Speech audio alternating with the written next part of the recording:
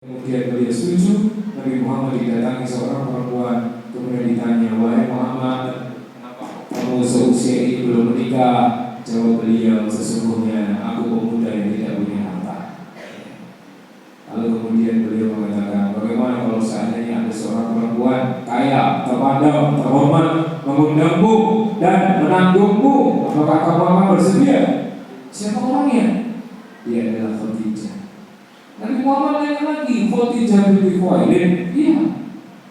"Bagaimana bisa?" Saking beliau tidak yakin, bagaimana bisa seorang Ibu Khadijah yang miliarder, kekayaannya Ibu Khadijah itu Mbak Mas. Beberapa riwayat menyebutkan kalau seandainya seluruh harta orang kafir Quraisy dikumpulkan, kemudian disandingkan dengan hartanya Ibu Khadijah, misalnya lebih kaya Ibu Khadijah. Maka kalau kamu ingin ikutan Nabi pada posisi ini, nanti kalau misalnya ada orang nanya, "Loh Mas, umurmu segini loh, nikah, kamu bisa menjawab seperti jawabannya Nabi." Oh Allah, Nabi. Bagaimana kalau seandainya ada seorang perempuan mengendali kamu, kaya, terpandang, punya kedudukan? Siapa kita? Aku itu cuma tanya bagaimana turunnya naik wongnya, piye? Boleh seorang kalian yang jomblo, gak punya pekerjaan, kemudian menikah sebagaimana Rasulullah dengan seorang bernama Ibu Khadijah, janda sudah 2 kali menikah, suaminya meninggal semua, boleh. Karena untuk itu. Kemudian jangan gabut saat gagal. Siapa di antara kalian pernah gagal kemudian depresi? Wis, aku tidak akan berusaha lagi. Aku pasrah. Memang hidupku seperti ini. Kemudian kamu kasih lagunya Selamat Selamat. Aku pulang, ya kan? Kamu tidak lagi mau berusaha. Gagal itu biasa Mas, gak ada masalah. Lanjutkan, pakai lagi. Jatuh orang ngomong. Ketika kamu dulu belajar jalan berapa kali kamu jatuh? Ngaten do, ayo do, ngaten do. Aduh, padumu kena waktu. Nangis. Sesuai pokoknya. Kenapa? Ingat nggak ketika kamu belajar naik sepeda ontel? Ini mungkin kok. Teboknya padumu botak berat. Ayo aku mau coba lagi. Coba kalau misalnya kamu memutuskan selesai saat itu, kamu tak bisa naik sepeda. Maka, itu nggak apa-apa. Masih ada harapan di masa yang akan datang. Dan harapan terbesar kita adalah Allah Subhanahu wa Ta'ala. Dan masih banyak tulisan lain di buku ini. Buku ini memang kecil ya, tapi tebalnya 180 halaman. Kemudian di bab 3 saya bicara tentang remaja jadilah cahaya. Jangan diam melihat umat ini, masya Allah, pemurtadan di mana-mana. Kalau kamu misalnya touring, datang ke pelosok-pelosok, kamu akan saksikan umat Islam ini, masya Allah, cuma diganti dengan super mie, sari mie, indomie, mereka menukar imannya. Cuma di ini sekolah mereka nggak mau lagi sholat, mereka murtad dari agamanya. Dan kamu akan saksikan banyak masjid sudah nggak dipakai. Kenapa? Umat Islam ini tidak peduli. Maka kalau di Magetan ini, masya Allah, kemarin saya lewat Nawi ya, di sini kita nggak akan mungkin khawatir nggak dapat masjid. Hampir semua tempat ada masjidnya. Umat Islamnya banyak. Insya Allah, ada saut-sautan.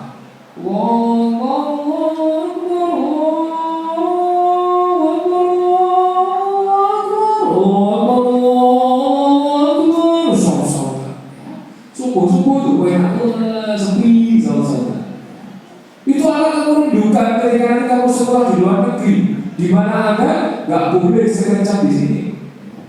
Di sini Anda apa segala macam ngaji itu yang ngomong tetap itu dulu, lek jodoh. Ayo ibu-ibu, monggo ngaji sedanten, ya. Panjang perintah berai kabeh belajar lagi tidak ada masalah, ya. Makanya ini remaja jadilah cahaya dimanapun kalian tempatnya. Islam yang kita junjung. Di pesantren kocornya akeh biasa, tapi nanti ketika kamu ditugaskan di tempat yang terpencil, di mana di situ nggak ada orang kecuali dirimu, maka junjunglah Islam. Jadilah orang pertama yang mendapatkan Islam. Karena Sebaik-baik perkataan adalah perkataan orang, ajak orang kepada petunjuk. Kemudian di sini kepedulian boleh.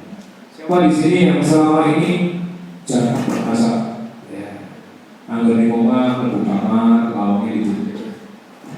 Ini masyarakat nganggo headset, ya, kupingnya supeli, ya, nggak peduli sama kanan kiri, nganggo hoodie, tutup kening sirahe, nganggo headset, tutup kening, nganggo kacamata ini.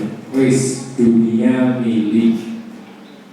Nggak jadi Allah dolan kaca terus wis tuwek ya, berbawa watito ngomongi dalam hati walah wis tuwek jadi dolan kaca wis ning omah bapak ngomong butuh. Kita nggak tahu dia butuhnya apa. Kenapa kita tidak robohkan dari dompet kita 5.000, 10.000, Mbak, itu bahasa kacangnya Mbak, di pinten 10.000 nak, dikitnya 20.000, nggak usah kembalian Mbak. Masya Allah, aduh enak, baik senang banget kita tahu. Sekarang kita saksikan orang selfish, apa? Egois. Di KRL Solo Jogja itu banyak kita dapati ibu hamil berdiri, ya Allah, semua tangi lebih sangat nyekel di coklat kereta,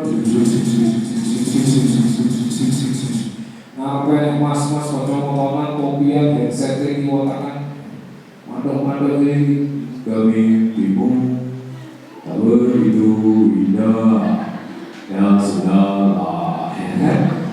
Ibu ini aduh tengah botek ya kan? Kenapa tidak berdiri? Bu, nggak berdiri bu, kalau nggak ngadep, betul-betul cakep ngadep apa susah sih? Tapi kepedulian itu sudah hilang.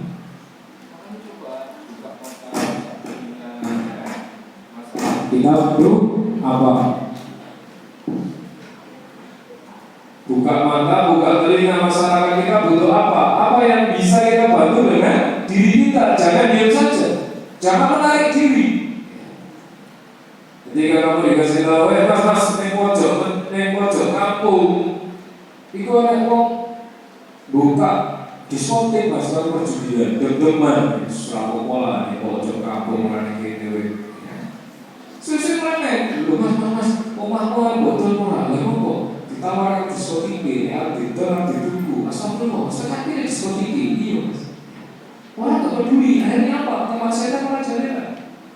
Maka iman yang paling lemah adalah iman di dalam hati. Ketika apa? Kita hanya bisa membenci, tapi tidak bisa duit nothing, tidak bisa melakukan apa-apa. Makanya hati-hati remaja yang dimuliakan Allah, berbuatlah sesuatu. Kemudian kurangi banyak ngomong, sedikitkan bengong-bengong. Perkataan-perkataan tidak manfaat hindari.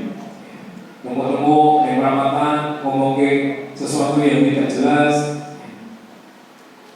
membicarakan sesuatu yang tidak ada manfaatnya hindari. Gunakanlah untuk belajar. Ya kalau misalnya ini healing, ya healing itu ada masanya. Tidak semua masa itu healing. Dolan itu juga ada masanya. Tidak semua masa dipakai dolan. Ada waktunya kalian untuk tolabul ilmi. Ada waktunya untuk duduk berzikir, munajat kepada Allah. Makanya mas-mas, 7 golongan yang akan dinaungi Allah. Salah satunya adalah seorang laki-laki yang masuk ke bilik-bilik mereka di tengah malam, kemudian mereka menangis karena dosa-dosanya. Kenapa kita bisa melakukan itu kalau kita selalu makan HP? Tidak bisa. Makanya kadang-kadang kalau malam itu ya, ambil air wudhu, nangis sama Allah. Ya Allah, itu sudah ya Allah, saya mau pulang dosa saya terus. Kita datang kepada Allah dengan air mata penyesalan. Allah berdoa air mata terinsyafan. Kalau kita juga kayak gitu, ya Allah ya. Atau lagu-lagu tentang kematian. Bagaimana kalau kamu tidak baik-baik saja di alam kubur? Kamu disiksa sama malaikatnya, gitu kan? Iya, nanti kalau mati sudah gak bisa beramal, mas, mbak. Sekarang kamu masih hidup. Karena nanti yang kita bawa itu cuma apa kita, motor kita, rumah kita, duit kita, tabungan kita, gak dibawa kemana-mana. bawah cuma amal. Makanya mereka yang suka baca Quran, kuburannya akan terang karena bacaannya akan menjadi misbah, akan menjadi cahaya. Makanya lakukan sesuatu untuk umat. Banyak mendengar. Ya, kalau sekarang ini kalian sukanya itu banyak ngasih ceramah, kadang-kadang kita harus banyak mendengar. Bu, kamu datang ibumu, bu dinasehati. Wah, dengarnya dulu, jalur nasihat. Soalnya kalau ibu ngasih nasihat itu mulai bab pertama pembukaan sampai nanti bab 5 penutup itu ya kira-kira 1 jam setengah. Ya, ini dulu tak ada nih.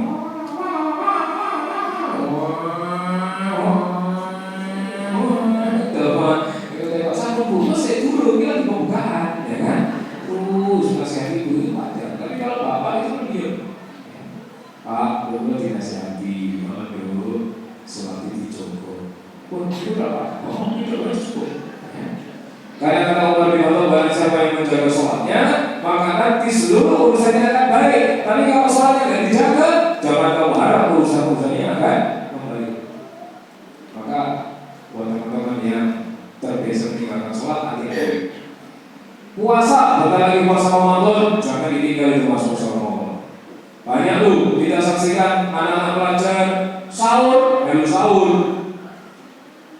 tapi jam 9 libur tuku soto, jam 12 makan siang, jam 3 tuku kolak, baru buka di tiga kocone, bro, poso kita subuh gerbelan, luwe bro lah, kui bertakwa bro.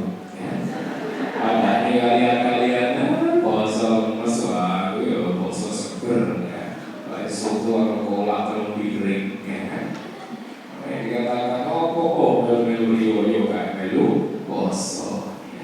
Poso enggak, sholat enggak, baru melu yo omae dicet. Apa deh yo lah poso ora. Orang enggak puasa tapi ikut yo. Makanya buku ini saya tulis banyak hal, nanti kalian bisa membacanya ya, nanti waktunya nggak nyampe kalau saya buka semua.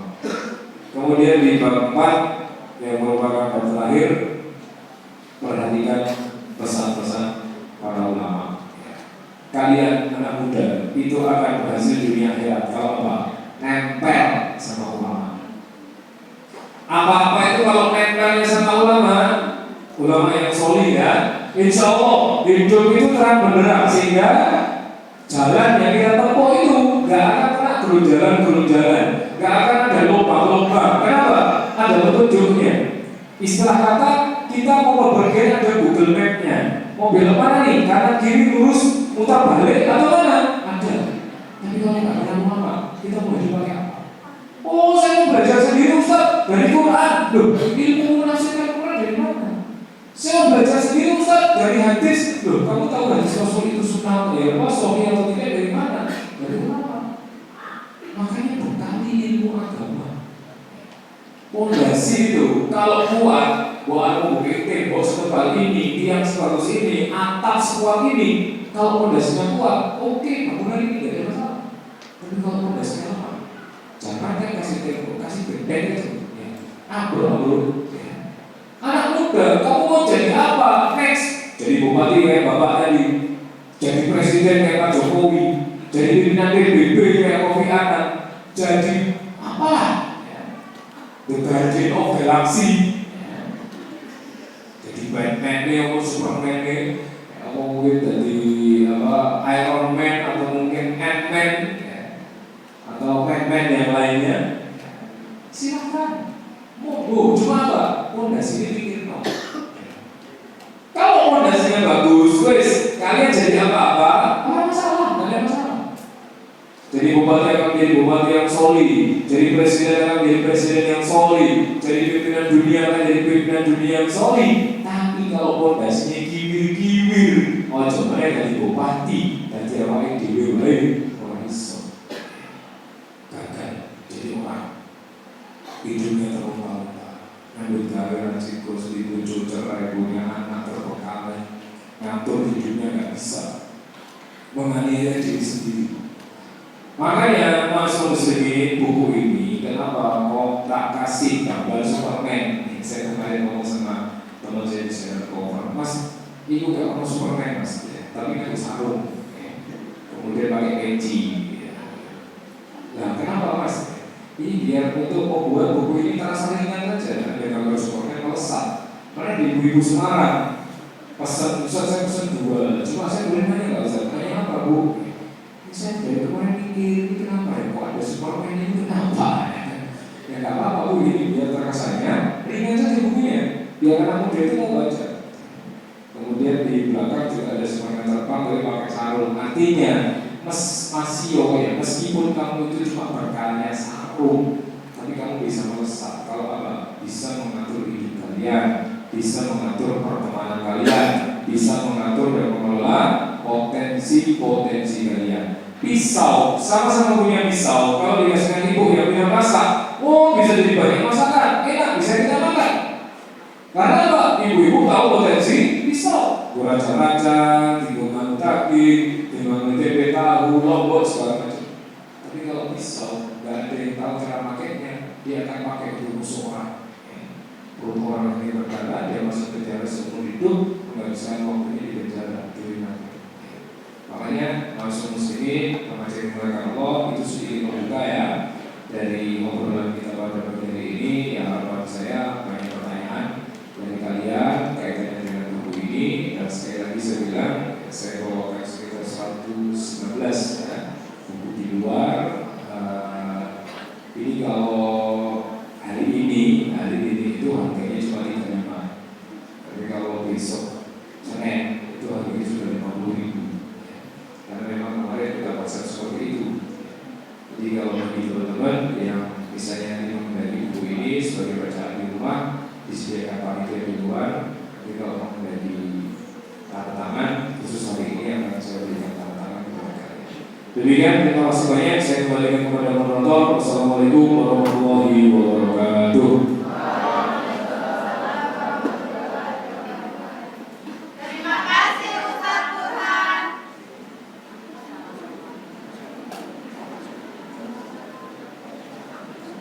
Demikian tadi penyampaian materi sedikit dari isi remaja di Gabut. Ini tadi beliau cuma melihat data isi, cara beliau nulis jadi sudah panjang lebar. Baik, sebelum kita menuju ke acara selanjutnya, yaitu acara tanya jawab dan lain-lain, kita akan melihat pembicaraan video dokumentasi dari kegiatan kita. Jadi tangkap dulu.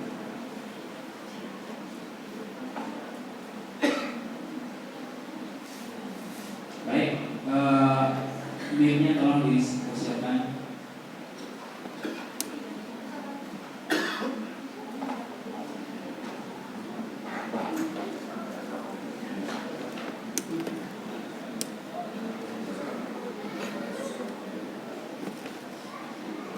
Baik, kita buka pertanyaan untuk yang putra dulu. Silakan yang mau bertanya. Silakan 3 orang yang mau bertanya.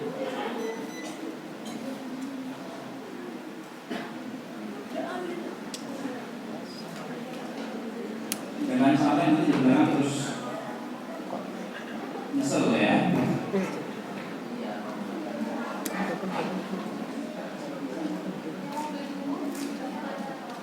Silakan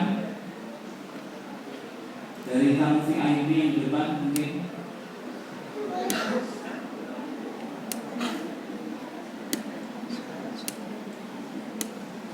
Ini kalau ada yang mulai nanya masih nggak akan angkat tangan.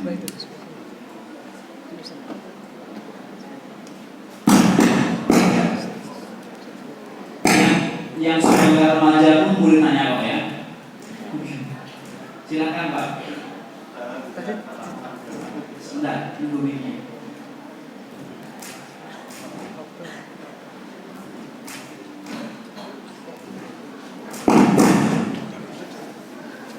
Ini permasalahan di mana-mana.